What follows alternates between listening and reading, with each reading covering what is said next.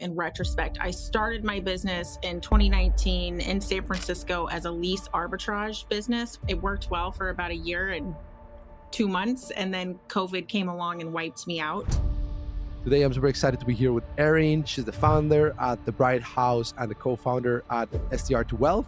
Super excited to have her on and discuss everything from how to run a remote operation with a team of 50 plus contractors, how to maintain an average review score of 4.93 at scale, and as you continue adding more properties. She's someone that has currently a presence in 4 states, 8 cities, 11 regions. Knowing what you know today, what would you tell yourself if you had the opportunity to start all over today with the knowledge that you currently have? I would say if you're doing arbitrage, it can be a beautiful business, but thinking about that, I'd say knowing what I know now, that's an extremely risky business model. How did you manage to not give up? If you were giving advice to someone that is doing the arbitrage model, are there some things that you could have put in your contracts to protect your downside? So I think specifically what killed me was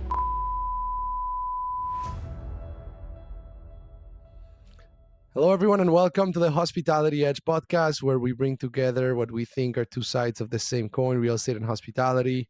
The podcast is meant to bring together entrepreneurs, leaders, investors, founders, and operators in the vacation rental and hospitality space so they can tell us about their stories, the lessons they have learned along the way, maybe even some of the mistakes that they might have made along the way as well, so we don't have to make those same mistakes ourselves.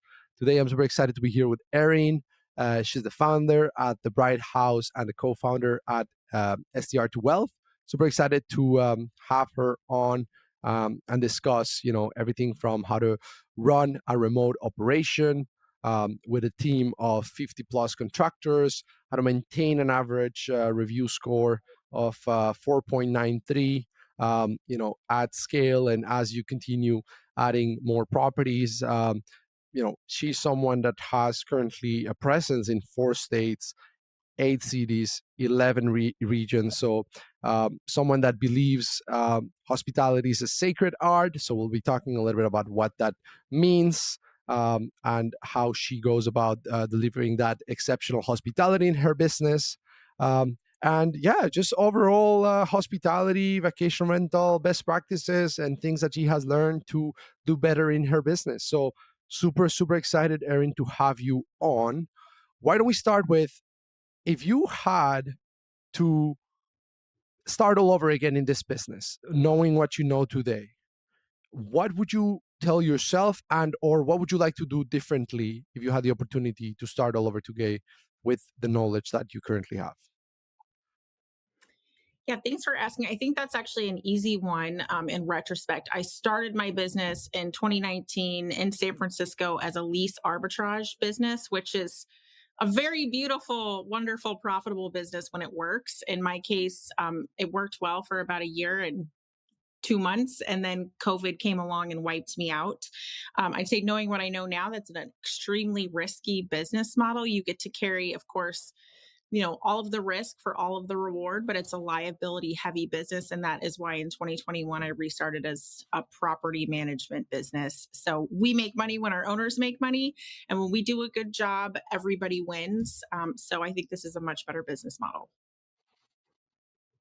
Interesting. And just to dig a little bit deeper on that, if you don't mind, if you were giving advice to someone that is doing the arbitrage model based on what you learned about the risks that come with doing so, maybe are there some things that you could have put in your contracts to protect your downside, or anything that maybe would make it be something that you could still do? Because I know there's people that still do arbitrage, but indeed it's a risky model. So what would you tell someone that is doing arbitrage based on what you learn doing arbitrage, and then facing the difficulties that you faced with arbitrage? Yeah, again, it's so beneficial to be able to look back and learn from your mistakes. So I think specifically what killed me was geographical concentration in the city of San Francisco, which Mm. again, it worked so well when we were in a stable, predictable economy. I was running 97% occupancy, and had relationships with a bunch of corporates like Facebook, LinkedIn, Twitter. But when COVID happened and the city shut down, we plummeted to 10, 15% occupancy within a month. So the first thing I would say to answer that is be wary of geographical concentration. Of course, COVID was a black swan event. Nobody was really able to anticipate that, and maybe I shouldn't beat myself up so much for not seeing it coming. But what ended up happening in that time is that all of a sudden the drive-to markets were booming, which is another reason I moved my business from San Francisco to the East Coast. Um, but I would say if you're doing arbitrage, and again, it can be a beautiful business, but be thinking about that, right? Are you serving a diversity of customers who are coming to town for different reasons? How recession proof is your business? Are you going to be able to pivot if something happens? And then, of course, yes, you're pointing to leases. One of the things that I didn't have in a lease, that I know some people have been able to successfully negotiate, but I think is also hard to get is the ability to cancel your contract at any point, given some Mhm. sort of large scale economic event or downturn. But the other reason I don't like this business model is that it requires, in most cases, that the operator make a large upfront investment in furniture. And so I know there's some variables there, but the way I was running my business, it typically would take me 10, 12 months to get a payback on my investment of furniture. And then, years two, three, four is where you really start making your money. So I'd say it's just it's great that you don't have to buy the house, but it's not your home, and you're on the hook for that rent, the utilities, and then of course you've invested your furniture. So diversify, I think, would be my advice. Interesting. And then, can you tell us a little bit about how you navigated that difficulty, and then you pivoted into, you're mentioning here not only a different business model but also different geographies. So, yeah, give us a little bit of context of how you managed to navigate that crisis. Yeah, fun times. Thanks for bringing me back. Well, I did just jump right into action, and so I guess here would be some more good advice: is just like diversity, making sure that your leases are expiring at different months, so that you're not Mm, getting hit. A landslide, but instead a waterfall. So I hadn't done that intentionally. It just was the way that it worked. So some leases were naturally expiring. And so I was able to end them like without any issue, with some landlords. In other cases, I had to negotiate my way out. Some of them were very kind and understood the situation that we were all in. And in some cases, I simply lost my deposit. In other cases, one home I remember, there was a family from China that was stuck in San Francisco, and they ended up staying with me from like March until July or August. And at that point, that lease expired. So it was just a matter of tackling each and every one, making negotiations with landlords. It was a hard time for everybody. I'll just be honest, because I think we can all learn from each other's mistakes. But I did have also some landlords who were very upset and threatened to sue me for pulling out of the contract early. I think at the end of the day, I handled it honorably. I cleaned the apartment from top to bottom, made sure that it was in perfect order, returned the keys. And at the end of the day, they didn't sue me, because I think that was a much better alternative to what happened also like across the country, but especially on the West Coast, where people just stayed in their apartments for months or years and didn't pay rents at all. And ultimately weren't evicted either, because the city wasn't allowing for eviction. So I think at the end of the day, right, how we do anything is how we do everything. And I never would have pulled out of any of those leases if it had been a predictable, normal economy. But at the end of the day, even if I wasn't able to pay the rent because I wasn't able to rent those units, long term, short term, mid term, furnished, unfurnished, rents dropped by 35% in about 2 months. At least I cleaned the places up, made them perfect, and handed back the keys and told the landlords, like, it's all yours. wow. Okay. How you do anything is how you do everything. I love that. I love that. Yeah. It it definitely resonates. And just in terms of what you're saying there, about, okay, you manage to, so a couple of good things that you mentioned. Number one is, if you are doing arbitrage, have different expiration dates on your contracts, so you can, progressively get out of the leases as needed, rather than have to wait all at once. Um, and like you said, try to, I mean, at the end of the day, you had these obligations, you did the best you could. But what came next, and how much, I don't know, time did it take you from, that, because you had a difficulty, a challenge, and some people could just say, okay, well, I give up, this industry is not for me, this business is not for me, let me go get a job or whatever. um, how did you manage to not give up, and, you know instead went into, okay, what do we do, how do we do it differently, other geographies, other business models? What came next? Yeah, so a few of the, I mean, I think going back to the diversity idea, I mostly had luxury apartments in San Francisco, but I did have a few houses, some beautiful Victorian homes up on Nob Hill. And interestingly, during that time, people felt a lot safer in houses than they did in apartments. So Mhm. there's where a little bit of diversity and also having some studios in addition to one, two, three bedrooms also really helped me, because the studios were easy to rent out to traveling nurses who were getting big contracts. They don't want to rent three-bedroom homes typically. And then there were people who were interested in the homes for a place to move out of an apartment into a house. So I think I ended up keeping three or four of the contracts actually for another 1 to 3 years in San Francisco. But what I did after I got, the people situated who I could, my business stabilized, a bunch of furniture sold, and then some of it I stored. So I packed up my car and I did a road trip across the country. And I landed in Asheville, North Carolina, which is where my brother is. I'd also done a bunch of research that summer. Like, all right, drive to markets. The Smoky Mountains are booming. So I got there kind of not really with a plan, but I spent a little time on Craigslist. And one of the things that I learned running my arbitrage business was how to write a really effective cold email. I think the first time I found a landlord who was willing to let me do arbitrage in their home, I'd probably sent about 300 cold emails. In this case, I think I sent two or three emails. I found a furnished home, fully furnished, listed in Asheville, and I just sent a cold email and I said, like, "Wow, what a beautiful home! Why aren't you offering this for short-term rental instead?" I will say now, we've got our homes also listed on Zillow, and I am inundated with people running this strategy. So I don't think it works quite the way that it did in 2021, but I ended up getting an email back. And about a month or two later, I had my first client, and she had not just one home, but three homes. So I picked up my first management client right away. We did co hosting. And then in North Carolina, I went ahead and got my North Carolina real estate license that same year. It took me a couple months. And then from there, my business really started to grow by word of mouth.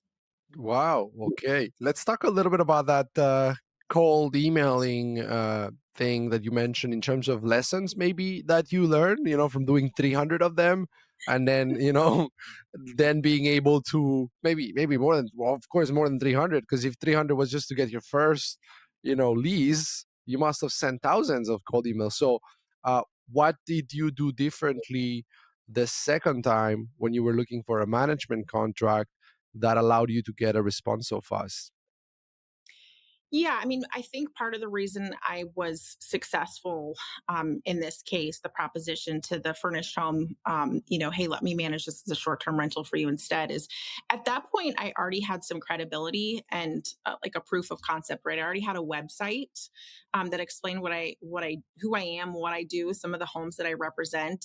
It was one of the lessons I learned also in doing arbitrage, is that it was a lot easier to reach out if I had something to point somebody to that made me look experienced, valid, and real. So I think it helped a lot. And then I think it was just the personal touch, right? Like some things that I noticed about your home, and that it was coming from a real sincere human and was not just a form letter. So anytime I do send cold emails, I always make sure to customize them. I never do a copy paste or like bulk campaigns, just because at the end of the day, I think, hey, what makes us all special is that we are in fact humans, and so if you can put a little human touch in it, you're most more likely to get a human response. Yeah. Okay, that makes sense. And so, um, from there, okay, did you kind of like just rinse and repeat the same strategy to start growing, or what allowed you to keep adding owners? What was your marketing or sales or yeah go to market strategy at that point when you were starting out? Yeah, well, Sebastian, at that time I was hustling. So I had a few homes still back in San Francisco. I just picked up three in Asheville, and I think I heard of a family friend who had a couple units, and she was going to let go of her cleaner. I really wanted to manage her home for her, but she was like, "Oh, you could clean it." So I rolled up my sleeves and I went and cleaned house. But it only took about a month or two for her to realize that my skills were, hey, inclusive of doing a good cleaning job, but beyond that. And so she ended up hiring me to manage her homes. And then really from there, it grew by word of mouth. People started to understand what it was that I was doing. That we provide full service short term rental management. That it's really from A to Z, but I think the crux of what we do so well, and it's just in my values as a person that I've then made sure to hire for, and then my team and I talk about, is care. At the end of the day, it's one thing to put a person into a home, but it's a completely different thing to care for that home and then care for the experience that the person is going to have in the home. And I think that we're working a lot on, like, okay, how do you take that to scale, which is a hard thing to do, but if you can nail it each and every time, or in our case like 4.93 on the Airbnb percent of times, then you're doing pretty well. And I think it's one of those things that owners notice, right? It reflects in their payouts, it reflects in their reviews. And then not all of our owners, but most of our owners take advantage of the fact that we provide for unlimited owner stays. And so they do want to come back and stay at their home at some point, whether that's once a year or a couple times a year or maybe every 3 years. But when they come back, they often say, "Wow, my home has never looked better." And so, I think that's what we're doing that then gets owners to talk to their friends, and why we get phone calls saying, like, "Hey, I'm looking for a new manager and I really want somebody who's going to care." Love it. And there's two things there, right? One is how do you scale a culture of caring? Oh, well, let's get to that in a minute. But then, you know, the other piece to that is just the remote piece that you were saying, because right now I think you operate in a remote way, and you've also taken this lesson about the diversification and kept that in mind in terms of like not just being concentrated into all your eggs in one same market. Yeah. So let's start with the one about the geography and the like opening up new markets in a remote way. Like, how have you approached that? And of course there's challenges to that, but how have you managed to be successful at running these different teams that are boots on the ground teams, but doing so from abroad without sacrificing quality? Yeah, I mean, you're right. It is difficult, but I think the first thing is that culture of care. So, Mm. ensuring that we have brought on the right contractors who end up composing that core home care team, so that when they're coming in, it's not just $150 $250 cleaning fee. It's actually a job that they take pride in. And they'd be really offended to hear that maybe they didn't do the job right, because they know what good looks like and they're really proud of it. So I think that's the first thing, making sure that you've hired for the right people. Obviously, you still need to provide training and feedback, and we do have that built into our business as well. Um, Anybody who's been doing this for a long time knows that you need photo proof. So we do ask our housekeepers to upload photos. We do regular inspections. We've got preventive home maintenance care in addition to responding to any issues that inevitably pop up. But I think at the end of the day, like, I can't do any of this without our on the ground people, and fundamentally they need to care. So that's how Mm, we're able to do it. mhm, mhm. But what are some things that you maybe you know do that like those checks and balances, for example, like you just said, like, okay, so we gotta see the photos, of the way the cleaning happened.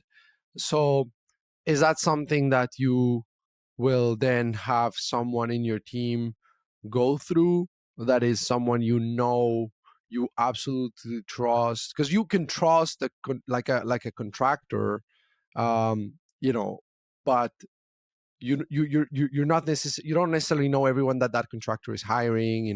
Is it the same person doing the cleaning every day? Is it someone else? So you I guess you do need to add an element of quality control that you are directly responsible for.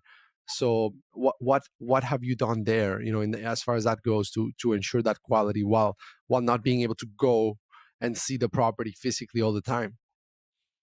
Yeah, so I think yes. So we receive photos, and I do have somebody on my team who regularly reviews them.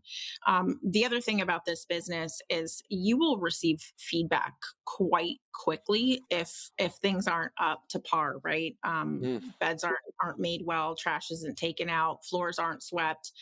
So we have a constant feedback loop with our housekeepers. One of the things that I do, and hey, maybe I'll inspire somebody out there to also do this, is we share 5-star reviews with our housekeepers that mention cleanliness, because we want to first set the tone that it's important and it matters, and they did a good job, and we noticed and the guests noticed. And we started doing this because when you have to send the feedback, and I guess let me just say too, like, even our very best housekeepers who consistently pull out 5-star reviews, sometimes they have a bad day, right? So how are you going to handle that? And so when we send the negative feedback as it might come along, right? Whether that was like, fortunately, we haven't received one of these in a really long time. Like, there were some hairs in the tub, or like, hey, I found some crumbs in the toaster, whatever it happens to be. Because we've built that relationship and let them know ahead of time that we know they do a good job, and we know that they care, and the guests notice too. When we come along to say, like, hey, there was this thing, we've already built the trust on the team so that they say, got it. And what that does is not only are they going to do a better job on the next turn, but I'm so impressed and so thankful that most of our housekeepers will say, like, "Oh my gosh, no way. Like, can I be there at 1:30?" And they will go back and they will fix it with the guests. And so that's part of the way then too that we're able to maintain these ratings, is because when it comes to homes are constantly in a state of entropy. I think I was so sad when I realized that, because you get everything perfect and you just want it to stay that way. And unfortunately, that is not the nature of homes. Nor hospitality. mhm. So because homes are constantly falling apart, whether we like it or not, and no matter how much maintenance we do, and because when it comes to hospitality, there's always the room that somebody's going to be a little disappointed. um, the other attitude that we embrace is that it's not about the fact that a problem occurred, it's all about how you fix it. And so of course you need open communication. You need open communication between, like, your business, your team, and the guests, so that they'll have the trust to tell you when something's not going quite right, so that you have an opportunity to fix it. And then of course you need that relationship with your home care team, so that when something goes poorly, or there's a small thing that needs to be tweaked or fixed, they're not offended by the feedback, and instead they say, "Oh, I see, I'm an important part of this team, and I can play a role in making this a 5-star experience for our guests. Mhm. So that's what we've been able to do. That's amazing. That's amazing. And going back to the idea of diversification when it comes to the markets, so you started the management model in Nashville, and then from there you decided to start opening new markets. How did that happen? Like, how did you think about which markets to add, from a diversification standpoint, or was it just like opportunistic, that you ended up in the markets that you're in right now? Yeah, we're going to be a lot more intentional about how we grow moving forward. But it was largely opportunistic. We're in Montana because one of the homeowners that I was managing for in North Carolina said, "You're doing such a phenomenal job. Will you please come to Montana?" We're in Missouri because that is my family's farm. But I think I more strategically went to Florida just because its seasonality balances out Montana, a little bit of North Carolina, right? Florida gets busy while these other markets slow down in the winter. So I wanted to even out our cash flow and our revenues. And I also thought, oh, like beach market, mountain market, we're serving different customers. But then there's also a really interesting relationship on the East Coast between folks from Florida and North Carolina. They like to snowbird in each other's states. So we do get a little bit of traveling within our own portfolio. Guests who say, "This was so wonderful. I'd like to come back. What other homes do you have?" And so just tapping into that Florida, North Carolina connection seemed to make sense. Hmm. Yeah, that makes sense. And then when it comes to your background, just one thing that's interesting is you have the traditional, business education. You've got your MBA from University of Chicago. I'm curious, do you think that gives you some kind of an edge as far as running the business? If so, what are some of the things perhaps that you find helpful from that traditional educational business background you got, that you would think maybe is an edge over someone that just got into entrepreneurship, without necessarily having that education background? Yeah, what an interesting question. I think I would say University of Chicago was an incredible business school, a great education, and I know that I learned a lot. We'll start with maybe some of the positives. I'm able to quickly put together financial statements, pick out patterns, do analysis. Even when we get homeowners who reach out, they're like, "Hey, maybe I'd like to list my home with you." I'm pretty quick with putting together the numbers, and I can thank University of Chicago for that. I do think though, I personally question, it's like, hey, if all you ever wanted to be was an entrepreneur, did you really need to go get this like really expensive education that is frankly mostly for management consultants and investment bankers, neither of which I ever wanted to be. Mhm. So I'm sure I wouldn't be the businesswoman I am today if I hadn't gotten that education. And it was really an incredible experience to live 2 years in Chicago and learn the things that I did. But I would say, I mean, honestly, my advice for anybody out there who might be listening who thinks that they want to start something is just go do it. There is no replacement for action. And I think the bigger my business gets and the more exposure we have to stuff, it- you know, I'm a little bit getting beat up every day because entrepreneurship is hard and there is nothing like a lesson that you learn in real life. So Mm, go for it. yeah. And what do you think is the hardest lesson that you've had to learn the hard way through entrepreneurship in terms of actually doing it? Yeah. Well, um, actually, this is an easy one for anybody who's listening. I think I made a mistake several times earlier in my career of not having clear contracts or getting stuff in writing. And because I learned the hard way, right? It's like now all of a sudden you have a dispute and you don't have it in writing. And maybe it's a case of he said, she said, or maybe a case of promises. And, I know that at the end of the day, I know what kind of person I can count on myself to be, but what we can't control is the way that other people behave. And so then what you need is a really clear contract. Mhm. So anyway, I'd say now we just do that, right? Like we don't represent homes without contracts. Anybody who comes to join me, to work as a VA or any other part aspect of our business signs a contract. And the beautiful thing is like 90% of the time you don't even need it, right? Like it's just there. But if you ever have any questions or if you ever have any disputes, that contract is going to tell you um, how things are going to be sorted out. So just get it in writing. It's a really good practice, and it's not going to take you too long to do it.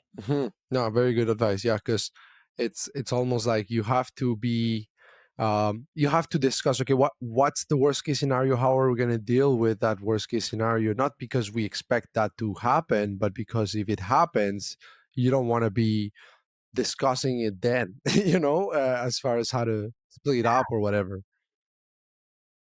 Yeah. That's Yeah, right. yeah, yeah. Okay, Yep. perfect. Now, let's talk a little bit about, one of the things that you have, going on is that culture, right? That you mentioned earlier. So finding people that care, it makes sense, right? It makes sense to want to do that, but then it's the theory versus the practice, right? How do you know if it's someone that cares in the interview stages, or when you haven't yet seen necessarily the results of their work? So what are some of the traits perhaps that you look for, or the early signs that you look for to attract people to your team that will share those values, about caring, like you said, that you look for? What does that look like for you?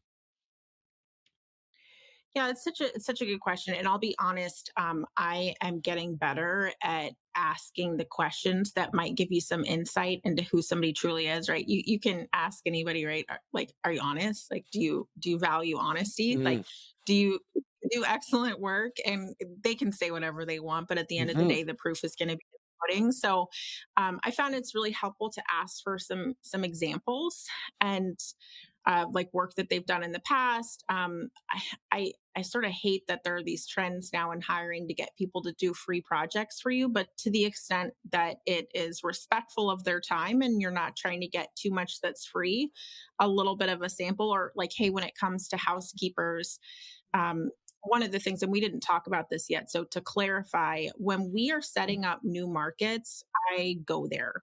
So mm, as we onboard the house, we're running through physical checklists. We're getting all the documentation that we need, and then the way that we hire cleaners is with trial cleanings. So we do pay them. It's not an unpaid cleaning, but in that case, right, I get to see exactly how you make the beds, like exactly how you treat the floors.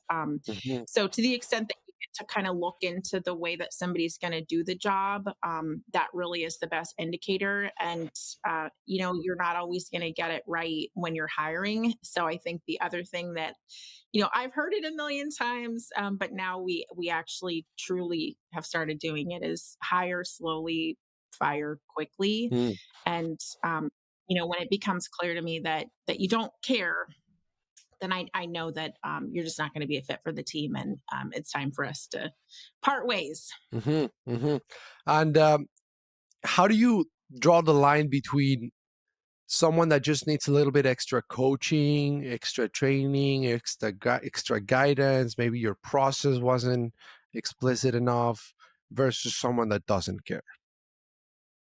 Yeah, what phenomenal question. So, I think one of our first principles, and you just nailed it, is fix the process, not the person. So, our first assumption, always in trying to fix a process or fix like any issue, is to assume that we had a process breakdown, right? Like, okay, what happened here? Like, where did our process fail or where wasn't it clear?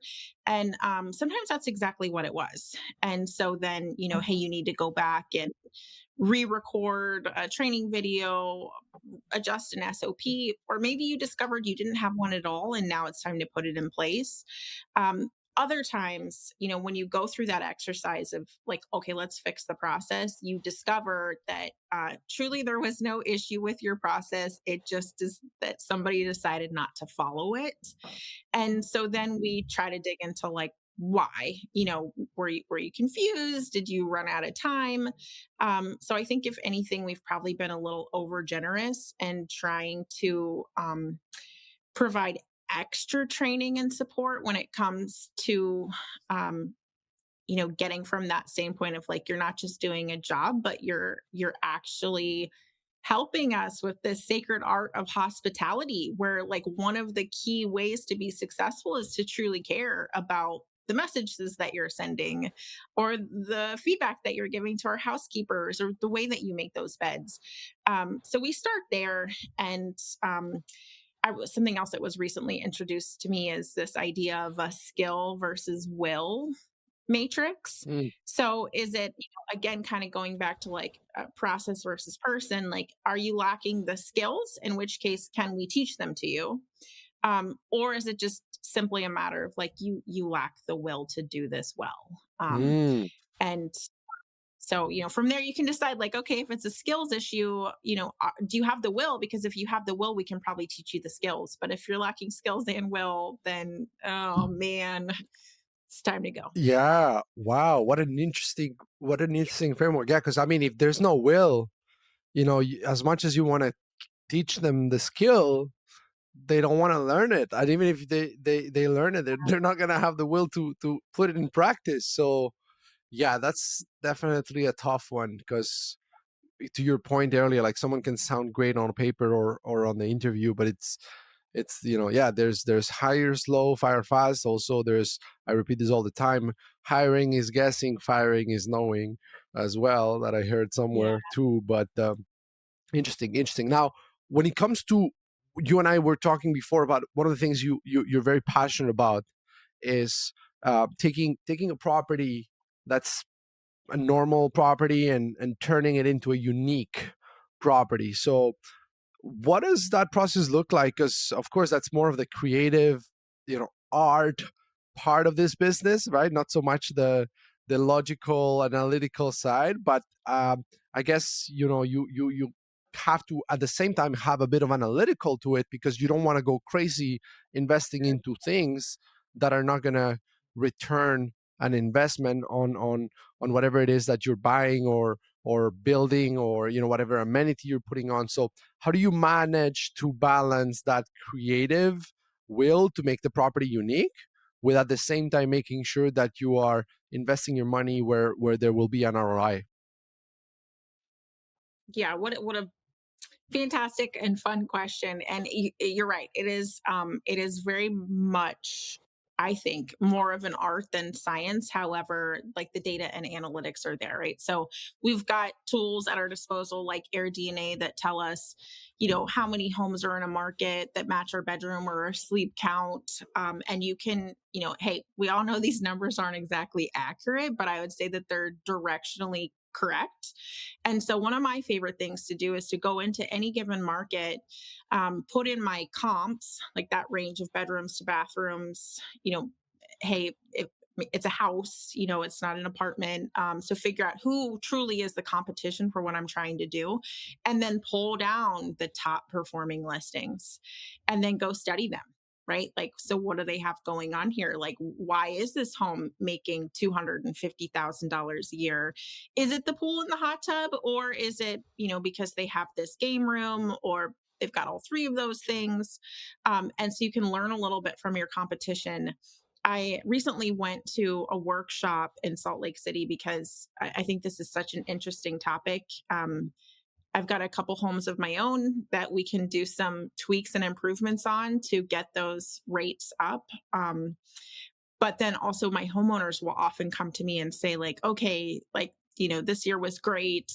Or actually, this year wasn't as great as last year. And so, what can we do to bring in more money? And I think that in the case that you've got nearly all 5-star reviews and you're at least doing the market average on nightly rate and occupancy, I'm really proud of the fact that we tend to do 2 to 2.5 times of that in most of the markets that we operate in.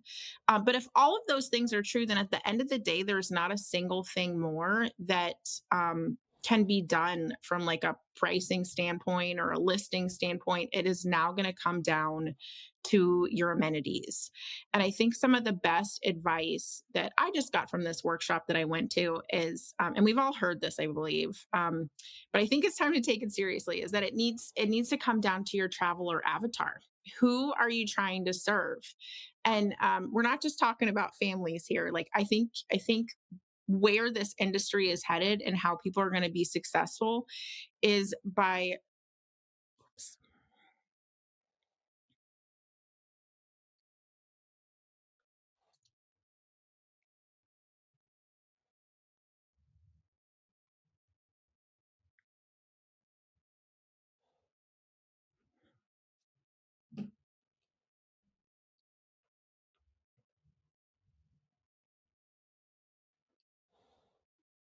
Hey, you're back. It's cutting off a little bit. Let me just see here. So, Sebastian, you wanted to know, when it comes to design and amenities and creating a truly unique space, like, is it art? Is it science? Like, where does creativity come in? And then how much of it is analytical? I think at the end of the day, it is more art than science, because where we're trying to land is a truly unique space, right? And that's where the creative side comes in. I think that Air DNA can be really useful, because you can put in your comp set for any given city and pull down like the top 5 to 10 most successful listings and figure out, like, hey, why is this 3 bedroom house making $200,000 a year? Go in and study their amenities and their design, and figure out how they've been able to position themselves in order to capture a higher nightly rate, higher occupancy, in order to produce, what typically in most markets would be an outsized revenue. I think the thing I want to add, and I'm adding this because sometimes our owners will come to us and say, how can we make more money? I think if you're managing a home yourself, or if you've got a property manager, and assuming that you've got pretty much 5-star reviews or very close to it, and you're doing at least the market average, if not better, on occupancy and that nightly rate, and then when you compare yourself to your comp set, there's not much else that you can do, um, unless you start to tackle those amenities and design. I recently went to this workshop in Salt Lake City that was all about this, and I found it was just a really insightful day. One of the things that they reminded me of is that when everybody started with Airbnb, and hey, it was like literally an air mattress in a living room, was that you could pretty much get away with like side of the road, grandma's furniture, thrift shops, create a space, they will come.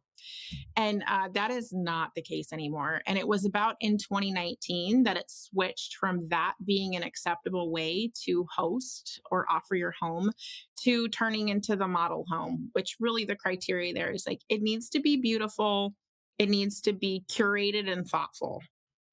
Now that's the baseline, and pretty much everybody's got it. The folks who have grandma's furniture really aren't getting booked. Mhm. But you know where this industry is headed, and I think this is really hard. It's really hard and it can be really expensive. Is that you need to really lean into the experience, and you need to get really specific about the avatar that you're serving. And I know that there's these, hey, STR Cribs is really great at this. You see other designers doing it. I think weirdly Orlando is too saturated with these like over designed homes. And I don't think that they need to be so crazy, but for instance, Sean, the guy who was putting on this workshop, he has a fly fishing cabin up in the Montana, Utah area somewhere. And he's been really thoughtful about his macro and his micro amenities. So, in addition to being a cabin and serving men coming on this trip, he's got waiter drying stations. They offer hand tied um, flies as part of their gift basket amenity. I think one of the ways that we're taking one of our homes in Chapel Hill is in studying the guests who have come there, we realize that we get a lot of moms who are coming back to visit their kids. And so, to use that as a specific example, what does that experience look like? Like, what does mom need to entice her nearly grown adult kids to come back from college and spend some time with her? So then you start thinking about movie night and waffle makers for breakfast. Mhm. Like, how can they bring their laundry and do laundry here with laundry stations? And then mom wants them to spend the night. So, is there a big screen TV for movie night in these bedrooms? And so I think yes, you can spend a lot of money and you could have water slides and pickleball courts, and that's another way to do it. But I think the low hanging fruit, and of course, it takes a lot of thoughtful curation, is how can you get really specific about that traveler avatar and then make your whole listing all about it, right? Like, this is for you, mom, and your nearly adult kids, or this is for the guys who want to go on the fly fishing trip, and this is like literally the best and only cabin that's been set up for that. So um I think that is one of the ways that you become a product of one. So it's not going to be for everybody, but the people who want to stay there are going to be willing to pay more for it. So anyway, I just thought I Wow. would share that. It was Wow. really And fun. and and and when it comes to building that avatar, how do you approach that? Is it you ask your guests what's the purpose of your stay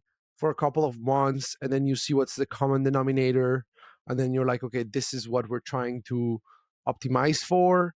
Or is it also just an element of saying, like, this is who I want to, this is who I want as my ideal guest, therefore I'm just gonna, proactively, because then you run the risk of, like, I guess, choosing the wrong avatar, and then, like, turns out that that's not the person that is looking for your kind of property. So again, a mix of intuition and some kind of analysis that I guess needs to happen too, no? Yeah, I think to your point, it really your avatar needs to be grounded in the location. So um for instance, in Chapel Hill, we have like UNC Chapel Hill. And when I look at the like years of history of guests who have come, we've got plenty of examples of the moms, right? We've also got examples of like couples, adult couples coming back for reunions. There's some occasional traveling professionals, or professors for the university. And then, of course, there's the hospital traffic. So I think it helps if you're able to look into the data of like who of the past guests been. If you don't have that data yet because you're just launching, then I think you need to look at the trends of what are the magnets in town and why are people coming. So universities, hospitals, those are really good ones. Sometimes it's golfing, right? Like, you Hmm. can make some pretty sweet golf houses. Fly fishing. So think about the recreational activities around, and then go do your research, look up the data, find your competition, and hey, Raleigh, right? You want to have a wolf pack house. Well, like, who else is doing a wolf pack house, and how can you do it better? And maybe they have a wolf pack house for one person, but there's no 4 bedroom. Like, great. I think it also helps, Sebastian, to your point, like, if you happen to have some expertise in that space, I think that helps a lot, because then you can truly understand like what are those micro amenities. And like, I'll throw this out there. I have guy friends who really like to disc golf, and I've been thinking, like, wouldn't it be fantastic to put together a disc golf house? I would have to rely on them quite heavily since I don't play. Like, okay, like, well, what? Hey, disc golfers, like, what do you need? So, to the extent that you really understand that traveler avatar, that I think you're going to be able to put yourself in the shoes to know what are the little things that they're truly going to value. And then the next piece of this, I feel like we could talk about it for so long, is making sure you pull it out and put it into your photos, because nobody's going to know that like mom has like a whole waffle bar waiting to be made, or that there's like disc baskets in the backyard, and a spot for you to you know put your backpack, unless you showcase it in the photos and tell a You got to story. bring it forward. Yeah, absolutely. Well, that's amazing, Erin. Listen, I could keep you here for 2 more hours, and I could, I'm sure, have, two hours worth of, insights here with you.